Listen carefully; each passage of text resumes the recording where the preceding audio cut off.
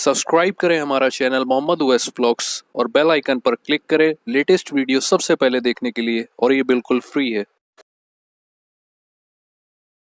Hello friends, welcome to back my channel Mohammad Uwais vlogs. क्या आप भी अपना मेडिकल स्टोर खोलने के लिए सोच रहे हैं? मेडिकल स्टोर खोलने के लिए मिनिमम क्वालिफिकेशन क्या चाहिए होती है, ड्रग लाइसेंस कहाँ से बनते हैं, और इनसे जुड़े हुए सारे सवालों के जवाब आज इसी वीडियो के थ्रू आप लोगों को देने वाला हूँ। इसलिए रिक्वेस्ट है, इस वीडियो को एंड तक देखिएगा और स्टेप बाय स्टेप आप लोगों को बताऊंगा कैसे आप सिस्टमेटिक वे में ये काम स्टार्ट कर सकते हैं। ज्यादातर लोगों का यही क्वेश्चन रहता है कि ये मेडिकल स्टोर का बिजनेस कौन कौन स्टार्ट कर सकता है। इसका जवाब ये है, स्पेशली जिसने वो 4 कोर्सेज किए हों वो बहुत आसानी से इस बिजनेस को स्टार्ट कर सकता है। वो 4 कोर्सेज हैं D pharma, B pharma, M pharma और फार्मा डी। ये 4 कोर्सेज दोस्तों होते हैं, जिसने जो ये 4 कोर्सेज किए होंगे वो आसानी से इस बिजनेस की शुरुआत कर सकता है। अगर आपने इनमें से कुछ भी नहीं किया है तो आपको घबराने की जरूरत नहीं है, क्योंकि आप मंथली सैलरी के हिसाब से फार्मासिस्ट को रख सकते हैं जिसने ये कोर्स किया हो या फिर उसने ये डिग्री हासिल की हो। लेकिन एक बात का जरूर ध्यान रखना है आप लोगों को कि फार्मासिस्ट को शॉप पर होना कंपलसरी है जब आपकी शॉप खुली रहे, क्योंकि कभी कोई मेडिकल इंस्पेक्टर आता है और वो वहां पे प्रेजेंट नहीं होगा तो शॉप का चालान भी कट सकता है। और दोस्तों, इसके साथ साथ मैं आपको एक बात और बताना चाहूंगा। एक बात और कहूंगा कि कोई भी डिग्री प्लीज खरीद कर यूज ना करें। बहुत सी शॉप ऐसी है जहां पे फेक डिग्री का यूज होता है, फेक डिग्री यूज करके मेडिकल स्टोर खोले जा रहे हैं। पर मेरी ये सलाह है, आपको कोई भी ऐसा गलत काम ना करें जिससे आपका फ्यूचर को आगे खतरा हो।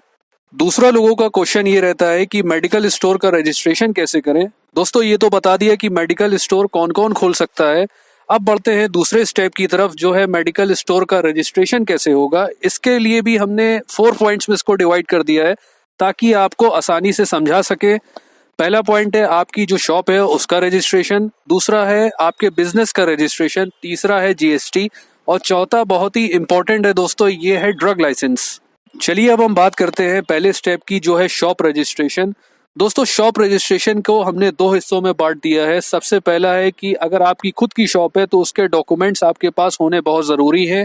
अगर आपकी शॉप रेंट पे है तो आपने किराए में ली होगी, उसका आपने एग्रीमेंट करवाया होगा, तो उसके भी आपके पास पेपर्स होने बहुत जरूरी है। अब बात करते हैं दूसरे स्टेप की, जो है बिजनेस रजिस्ट्रेशन। जी हाँ, बिजनेस रजिस्ट्रेशन को भी हमने सिंपल करने के लिए 2 पॉइंट्स में डिवाइड किया है। पहला है 1 पर्सन ओनरशिप।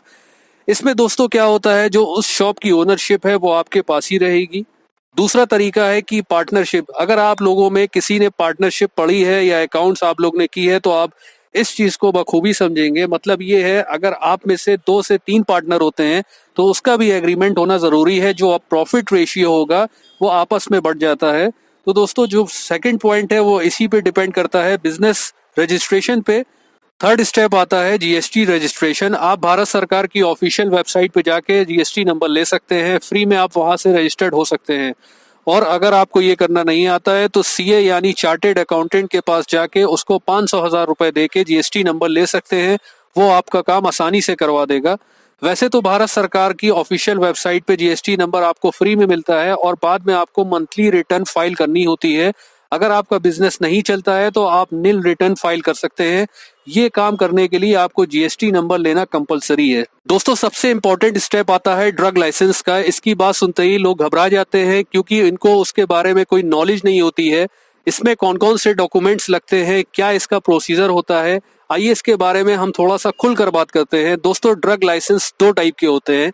पहला आता है आरडीएल और दूसरा आता है डब्ल्यूडीएल। आरडीएल का मतलब होता है रिटेल ड्रग लाइसेंस, दूसरा आता है डब्ल्यूडीएल, इसका मतलब होता है होलसेल ड्रग लाइसेंस। आज जो हमारी वीडियो है वो मेन फोकस करती है रिटेल शॉप्स के लिए। आज हम बात करेंगे आरडीएल के बारे में, यानी रिटेल ड्रग लाइसेंस के बारे में। आरडीएल के लिए कुछ चीजें आपको बहुत जरूरी है, जैसे कि आपकी जो शॉप का एरिया है वो कम से कम 10 स्क्वायर मीटर होना चाहिए। और एक बात और कहना चाहेंगे, जो आपकी सीलिंग की हाइट है वो 9.5 फीट की होनी चाहिए, उससे ऊपर नहीं होनी चाहिए। हाँ जी दोस्तों, बहुत से लोग ऐसे होते हैं जिनका चालान इसीलिए कट जाता है क्योंकि उनकी सीलिंग की हाइट जो है वो सही नहीं होती है। अब दूसरी बात में आते हैं, वो है आपकी स्टोरेज कैपेसिटी। आप जो शॉप लेंगे उसमें एसी होना चाहिए और फ्रिज होनी चाहिए, क्योंकि बहुत सी मेडिसिन ऐसी होती हैं जिनको कोल्ड स्टोरेज की जरूरत होती है, वरना वो खराब हो जाएंगी। अब तीसरी सबसे जरूरी चीज है वो है एक्सपायरी मेडिसिन का जो अलग अलग सेक्शंस बनता है, वो भी बहुत जरूरी है, क्योंकि जो भी मेडिसिन एक्सपायरी होती हैं उनको आप वहां अलग रख सकते हैं। ड्रग लाइसेंस के लिए आपको एप्लीकेशन फॉर्म और लाइसेंस फॉर्म भरना होगा। रिटेल मेडिकल स्टोर के लिए आपको 19, 19B या फिर 19C फॉर्म भरना होगा और लाइसेंस के लिए 20, 20F, 20D या फिर 21 फॉर्म भरना होगा। ये फॉर्म्स अलग अलग शेड्यूल के अंदर आते हैं। इनके अलावा ड्रग लाइसेंस के लिए आपको कुछ डॉक्यूमेंट्स भी चाहिए, जैसे application form, covering letter, rent agreement, site plan और key plan, declaration form. Fees जो ड्रग लाइसेंस के लिए जमा करते हैं उसका challan, refrigerator incorporation certificate, article of association and memorandum of association के original documents, registration, pharmacist, property tax receipt, ₹2 stamps की 4 कॉपीज। तो ये सब सारे डॉक्यूमेंट्स आपको ड्रग लाइसेंस के साथ ज़रूरत पड़ेंगे। आइए अब बात करते हैं इंफ्रास्ट्रक्चर और लागत की। तो जानते हैं कौन कौन से सामान की ज़रूरत होती है। Showcase with sliding glass, medical store with display racks, pharmacy counter with drawer, medical store counter, cash counter और कंप्यूटर काउंटर।